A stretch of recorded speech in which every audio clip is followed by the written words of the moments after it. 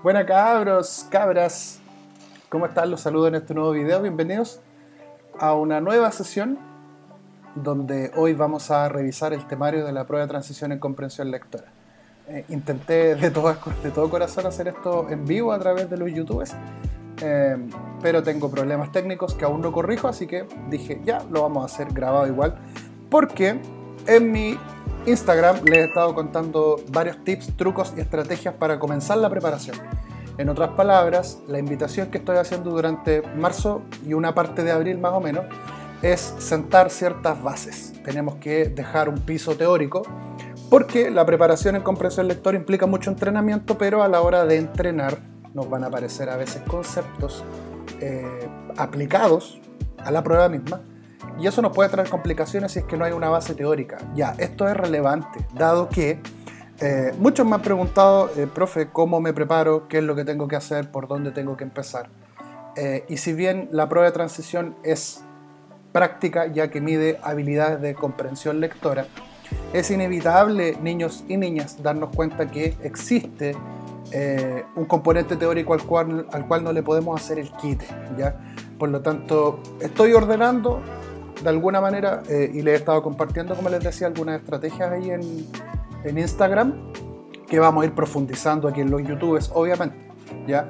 Por tanto, para mí, uno de los puntos de partida es la revisión del temario. Aquí hay que hacer un pequeño stop, dado que existe una probabilidad, de que este temario pueda tener alguna que otra modificación.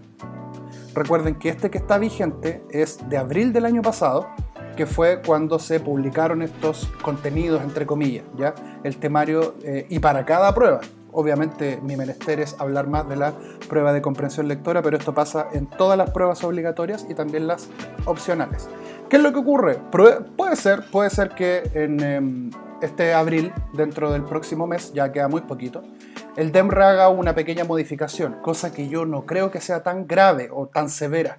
Quiero decir con esto que veo poco probable que haya un cambio tan drástico en los contenidos de la prueba de transición, dado que el DEMRE, Ministerio de Educación y todas las entidades, ¿cierto?, que están detrás de este proceso, han dicho claramente que este espacio va a durar 2 años. O sea, la transición de la prueba de selección universitaria ex-PSU a nuestra próxima prueba, que aún no sabemos cómo se va a llamar, este periodo son 2 años, 2020 y 2021, por lo tanto la prueba de transición va a durar 2 años, debería, ¿ya? Por lo tanto, grandes cambios no deberíamos encontrar. Dicha esta introducción, yo los invito a que ustedes también descarguen el temario de la página del DEMRE, y para mí, en lo personal, es indispensable que ustedes le den una revisión a este temario, al menos que lo lean. Porque si bien la prueba de transición no mide preguntas teóricas, estas fueron eliminadas hace muchos años ya, yo soy de los profesores que considera que inevitablemente las habilidades descansan en ciertos conocimientos teóricos, ¿ya? Porque como ya sabemos, y aquí yo obviamente voy a pasar muy por encima de algunas cosas que son bastante simples, ¿ya? Que es importante aquí tener más que claro y saber, así con mucha detención, que la prueba de transición contempla habilidades y todo el marco curricular que va desde séptimo a cuarto medio, ¿ya?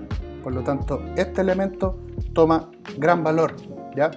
De alguna manera, todo lo que uno aprende entre séptimo y cuarto medio, de alguna forma la prueba de transición lo quiere medir, ¿ya? Pero hemos visto que con todos los ajustes, el gran foco de atención sigue siendo las habilidades lectoras, ¿ya? O estas habilidades cognitivas.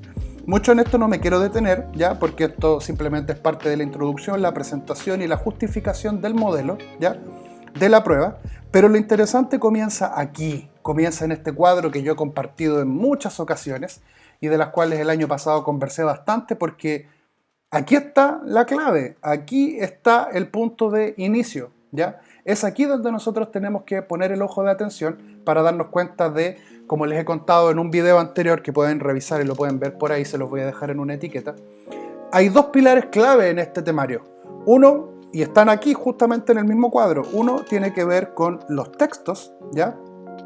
De alguna manera podemos decir que los textos que nos aparecen aquí en la prueba de transición toman un gran valor porque son textos los que nos van a poner, son textos los que debemos leer y sobre el contenido de esos textos nos van a evaluar, ¿ya? ¿Y de qué forma? ¿De qué manera lo van a hacer? Aquí está, las estrategias lectoras, ¿ya?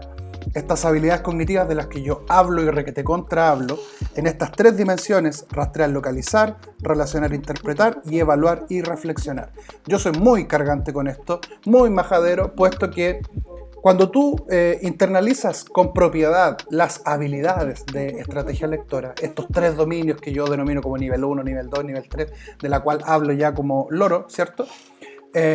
Lo menciono porque he notado en mi experiencia como profe, y ustedes también lo han manifestado, que en la medida que ustedes conocen bien la habilidad, son mucho más rápidos y certeros en descubrir qué me están preguntando. Por lo tanto, hay que poner también atención a la pregunta, que ese es otro dilema que tocaremos en otra ocasión, pero si yo solamente llego a la prueba de transición con una lectura y luego leo la pregunta y respondo como pienso que será la respuesta, hay una probabilidad de tropezar y equivocarme muy alta. En cambio, si tú conoces las habilidades y qué es lo que la prueba te está midiendo, incrementas exponencialmente las probabilidades de que encuentres la alternativa correcta porque ya sabes que te están preguntando. Yo una vez escuché, muchos profes dicen, tenemos que saber qué pregunta la pregunta. Claro, parece de perogrullo, parece como de que es este juego de palabras, pero yo siento que en la medida que ustedes van acuñando estas habilidades, las atesoran profundo de su corazón y saben muy bien de qué forma me están preguntando, se gana muchísimo. Por lo tanto, por un lado tenemos las tipologías textuales que mide la prueba de transición y por otra estas habilidades que yo he desarrollado. También vas a encontrar en este canal muchos videos y vamos a seguir este año hablando de aquello también, ¿ya? ¿Qué es lo que se vuelve interesante de este temario en la primera parte? Obviamente, los textos de índole literario, ¿ya? Te compartí el otro día en un post de Instagram 4 puntos de interés. Vamos a hablar de ello en próximos videos, pero 2 puntos de interés de preparación tienen que ver con las tipologías textuales. Y una son los de corte literario, ¿ya?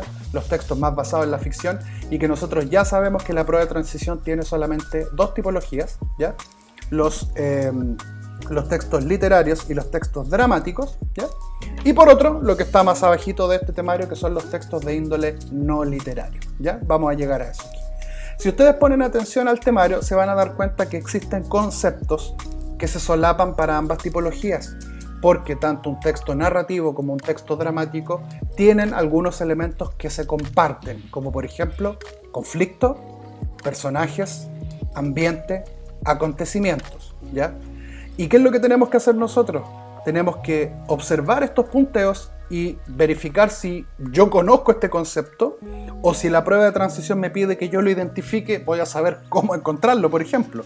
Y hay algunos que se repiten, como por ejemplo el conflicto de la historia, ¿ya? Yo no quiero profundizar tanto para que no se extienda este video, pero tenemos que saber cosas, por ejemplo, ¿qué es el conflicto de una historia? Y nosotros debemos tener a esta altura muy claro que el conflicto es como la columna vertebral de un texto dramático o de un texto narrativo. Sin conflicto no tengo historia, porque ese conflicto le permite al personaje principal o a los otros personajes, todos los que participen, motivaciones, objetivos, quieren hacer cosas, ¿ya? A esto me refiero, mis niños y niñas, cuando les hablo de que debemos poner atención al soporte teórico, al conocimiento. Para eso está este temario, ¿ya? Y aquí hay una, comillas, trampa. Porque la prueba de transición en comprensión lectora mide habilidades, sí, pero lamentablemente para poder hacer buen uso de esas habilidades, yo necesito algunos conocimientos que me entregó la asignatura durante estos 6 años de enseñanza media, o 4 si es que ocupamos el modelo antiguo, dado que séptimo y octavo eventualmente van a formar parte de la enseñanza media. Por ejemplo, la relación entre los personajes, sus acciones y sus motivaciones. ¿Qué es lo que a un personaje lo impulsa? ¿Qué es lo que lo motiva? ¿Cuáles son sus intenciones? ¿Sus características? ¿Qué dicen ellos? ¿Cómo son? ¿O qué es lo que otros dicen? Esto es muy interesante porque en el caso de un texto narrativo, estas pistas me las va a entregar o el narrador o los mismos personajes. Entonces yo tengo que poner especial ojo a estos elementos, ¿ya? La relación de un fragmento de la obra con el total, yo considero a mi juicio que esta parte del temario debiera quitarse porque es altamente compleja, ¿ya? Es muy probable que me pongan un texto de una obra de la cual yo nunca he escuchado, y si me ponen un fragmento va a ser difícil hacer un vínculo con toda la obra porque probablemente yo no la conozca. Ahora, el DEMRE y los profesores que yo sé que construyen, por ejemplo, estos instrumentos en algunos webinars que yo he visto, por ejemplo, siempre mencionan, y este tipo de cosas también es importante saberlas, siempre mencionan que los textos que se eligen son pensados en la proximidad con el estudiante. En otras palabras, son textos que ustedes podrían leer en el colegio o en cualquier otro contexto, ¿ya? Por lo tanto, si nos ponen una obra completa, el DEMRE, los profesores que construyen estos instrumentos, subentienden de que probablemente un estudiante ha leído ese cuento o ese ensayo o tiene alguna noción de ese autor. Y esto es complejo porque debido a la gran cantidad de textos y autores que rondan alrededor del mundo, chuta, es difícil que los conozcamos todos, que tengamos una noción tan amplia de aquello, ¿se dan cuenta? Ahora, en mi experiencia y lo que he visto, hay muchos que se repiten. Se repite Octavio Paz, se repite Gabriel García Márquez, se repite Neruda. Hay textos que aparecen constantemente, van dando vuelta porque son más bien populares en ese sentido. Por lo tanto, como que eso tranquiliza un poco, pero obviamente que es un elemento al cual estar alerta, perdón. La visión del narrador, que se puede vincular también con la visión de mundo. Tenemos que saber si el narrador, por ejemplo, está en primera persona, un narrador protagonista, obviamente va a asumir una perspectiva que nos puede llamar la atención como lectores, ¿ya? Y algo que en lo personal a mí me llama mucho la atención que todavía aparezca, ¿ya? Son los símbolos, los tópicos literarios, dado que probablemente no los pregunten como tal. Los tópicos literarios son estos típicos temas recurrentes en la literatura. Me han pedido una sesión exclusiva, podemos hacerlo también, ¿ya? Ahí está, por ejemplo, el Carpe Diem, el Postmortem, el Ubi Sunt. Hay muchísimos, o sea, los tópicos literarios son caletas, la verdad. En la prueba de aptitud académica, que era la prueba antigua que muchos dieron, te preguntaban por un tópico en específico, había una pregunta teórica. ¿Qué tópico corresponde al siguiente verso? Y tú, what the fuck. Ahora la prueba de transición no te los va a preguntar directamente, pero cuando tú entiendes un tópico y te topas con un texto que lo aborda, eso ayuda a tu comprensión del texto, a entenderlo mejor. Por eso me sorprende que estén. Y claro, yo siempre comento que hay que conocer algunos prototípicos, ¿cierto? Los como más estándar, los que se repiten, los más recurrentes, los más populares si se quiere, pero no es necesario aprendérselos todos porque en el colegio yo recuerdo que cuando yo estudié vimos como 50, no me acuerdo yo, y uno los olvida, pero siempre hay temas recurrentes en la literatura como el amor, la muerte, el viaje, y de ahí se desprenden estos tópicos literarios, ¿ya?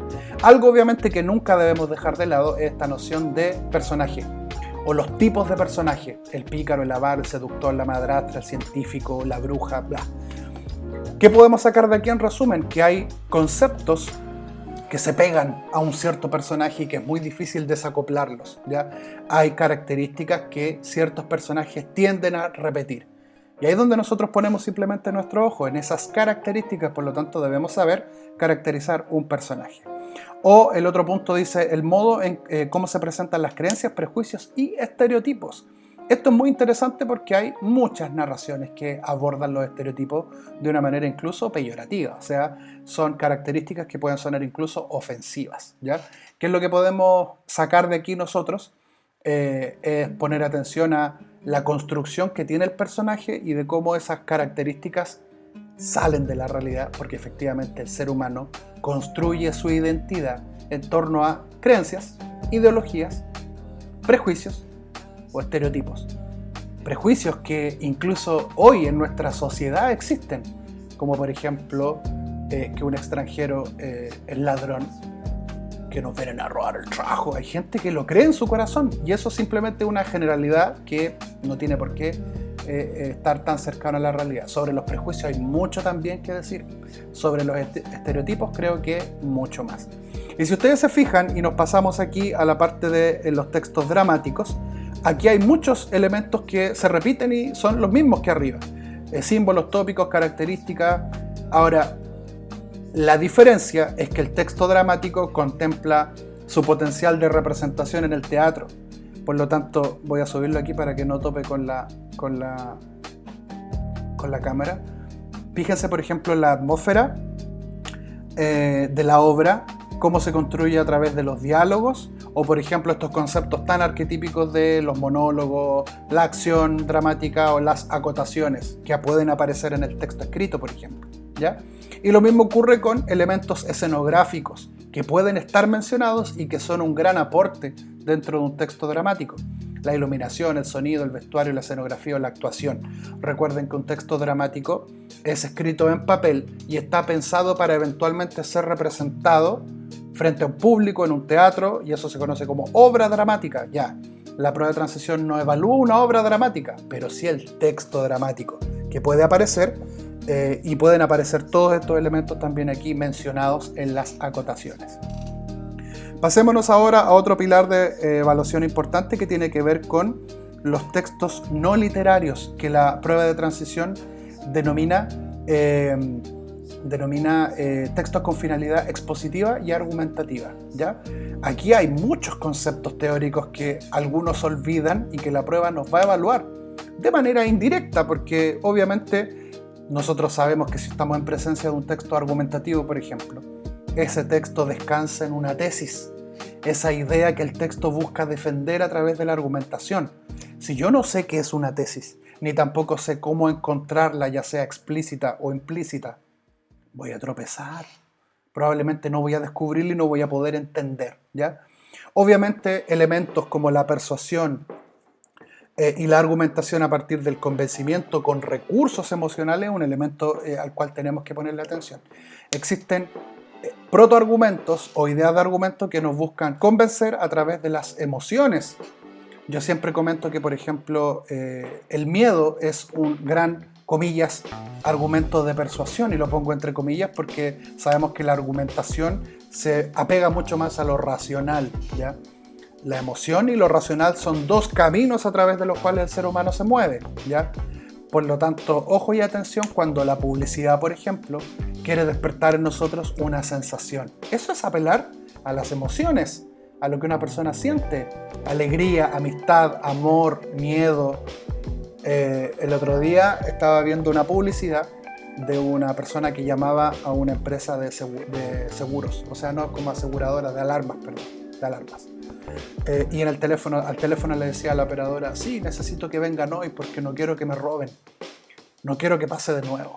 ¿Qué es lo que está haciendo esa publicidad? Está apelando a la emoción, al miedo que puede sentir una persona que le roben.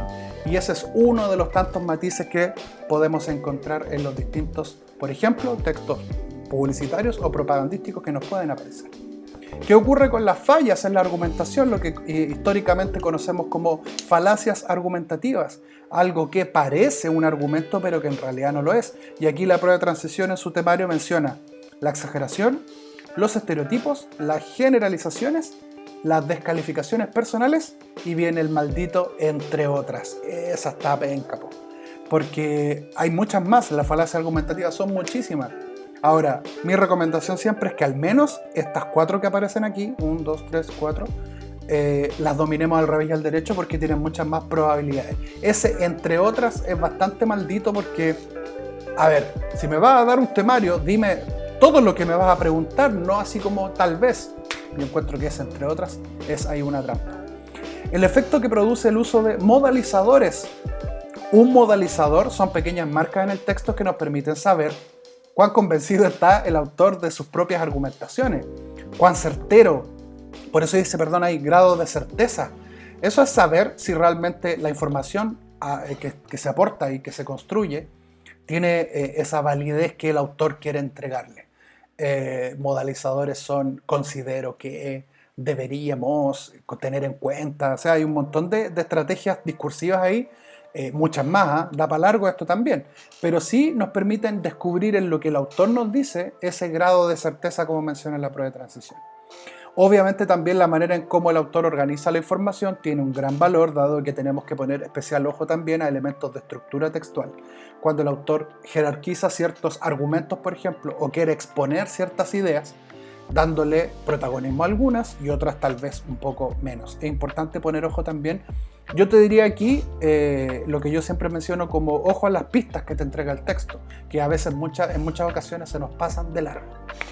El siguiente punto dice la intención con que el autor usa distintos elementos léxicos valorativos y figuras retóricas. Ya, pues acá el autor puede utilizar ciertas palabras para poner mucho más énfasis. Un excelente ejemplo de este punto es el extinto casi ya diario La Cuarta. Si ustedes alguna vez tuvieron el diario La Cuarta en su poder, habrán notado que los titulares, el uso de las palabras y el uso de las figuras retóricas o figuras literarias simplemente tenía un gran valor para hacer más divertido el mensaje, en muchas ocasiones incluso darle un carácter, ¿cómo se dice esta palabra? Cuando corresponde, por ejemplo, a otros estratos sociales, en este momento se me fue, la variación diastrática, ahí está, para, por ejemplo, posicionar ciertas noticias en ciertos contextos culturales distintos. Si es en un barrio alto, utilizará palabras y recursos más propios de ese sector, o si es en un barrio de clase baja, más asociado a los flight o a la delincuencia, que es como uno de los estereotipos si lo vinculamos con lo que conversábamos más arriba. Esos elementos yo tengo que poner atención, ya tengo que poner especial atención porque obviamente aportan un montón para entender cómo opera este texto en su totalidad, hablando tanto de textos argumentativos como expositivos, ¿ya? Los temas, la veracidad de la información, y aquí aparece también la noción de ideología, creencia o punto de vista. Y esto es importante porque el autor siempre va a tener una perspectiva, ¿ya? El autor la tiene, no hay un discurso inocente ahí, no hay un voy a ver si... no, el autor tiene súper claro cómo quiere compartir la información y a eso nosotros tenemos que poner también atención. Ahí sí. Pasemos a otro pilar fundamental que también está contenido dentro de lo que denominamos texto no literario y son todos aquellos que vienen de los medios masivos de comunicación. Periódico, revista, internet, hay un montón. Y obviamente yo también tengo que poner atención a los propósitos que tiene ese texto. Y esto se vincula además con la noción de propósito comunicativo. Nosotros tenemos que tener clarísimo, mis niños, que todos los textos tienen una intención. El autor los construye con un fin, con un afán. Y esos propósitos a veces son explícitos, están ahí visibles en el texto, y otras veces no están tan visibles y yo tengo que construirlos. Y aquí aparece, por ejemplo, las estrategias de persuasión, como el humor, los estereotipos o apelar a los sentimientos, que es lo que conversábamos un poquito más arriba, ¿ya? Aquí obviamente aparecen las noticias, los reportajes, las entrevistas, los afiches. Hay una gran variedad de tipologías textuales recurrentes a las cuales nosotros tenemos que poner atención, ¿ya? Obviamente si hay afirmaciones de índole periodístico como una noticia, hay algunas que se entregan y otras que se omiten para, como dice ahí, apoyar una afirmación, ¿ya? Y aquí toma especial atención un concepto que se conoce como recursos no lingüísticos, ¿ya? Diseño, imágenes, disposición gráfica, sobre todo en aquellos textos que vienen de la prensa, ¿ya? El uso de los colores, el uso de las imágenes, la disposición visual, toda elección que haga el autor cumple un propósito. Y nosotros vamos a tener que aquí tener ojo de Conan, como digo yo, ojo de Quique H, ojo de Sherlock Holmes o cualquier otro investigador para poder descubrirlo.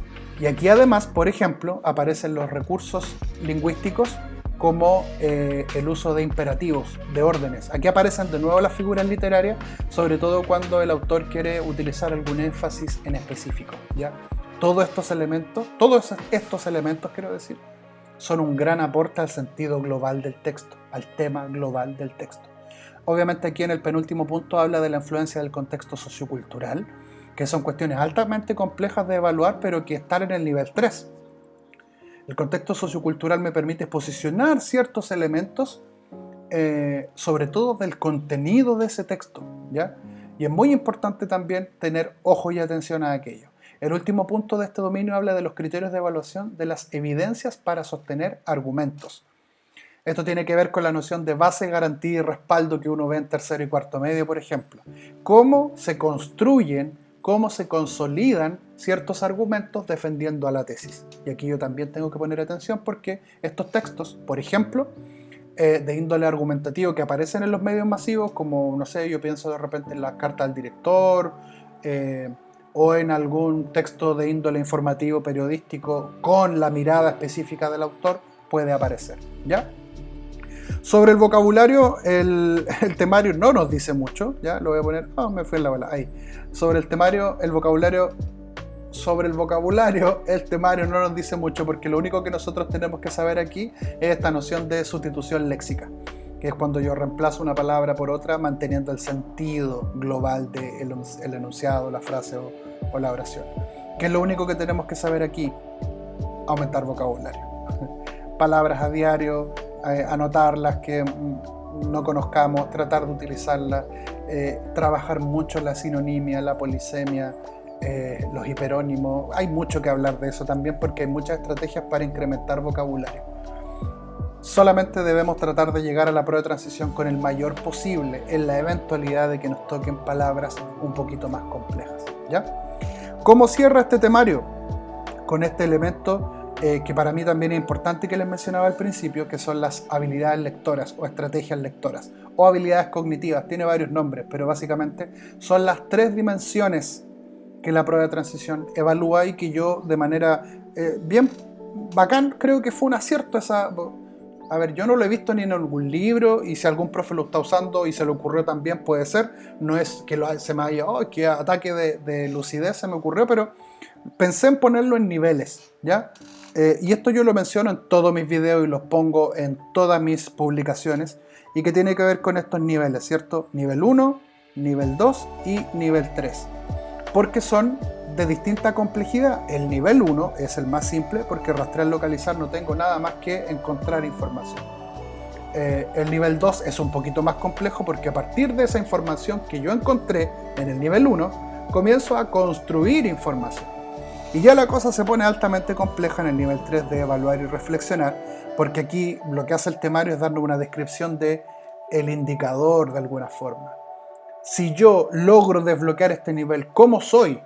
Aquí hay una descripción. Pues en el nivel 3 los lectores y lectoras demuestran comprensión del texto, estableciendo relaciones críticas entre el texto, su contexto, la posición de las y los lectores que pueden adoptar respecto a él. En fin, es que es mucho, porque tiene que ver con la opinión personal, tiene que ver con el juicio crítico, dice aquí, tiene que ver con valorar la información, su credibilidad, su relevancia, su importancia. Piensen ustedes que el nivel 3 de reflexión y evaluación de alguna manera valida tu comprensión cabal y profunda de un texto. Y por eso están niveles, porque si no lograste el nivel 2 va a ser muy difícil alcanzar el nivel 3. Esa es como la gran complicación que tenemos, entre comillas, ¿ya?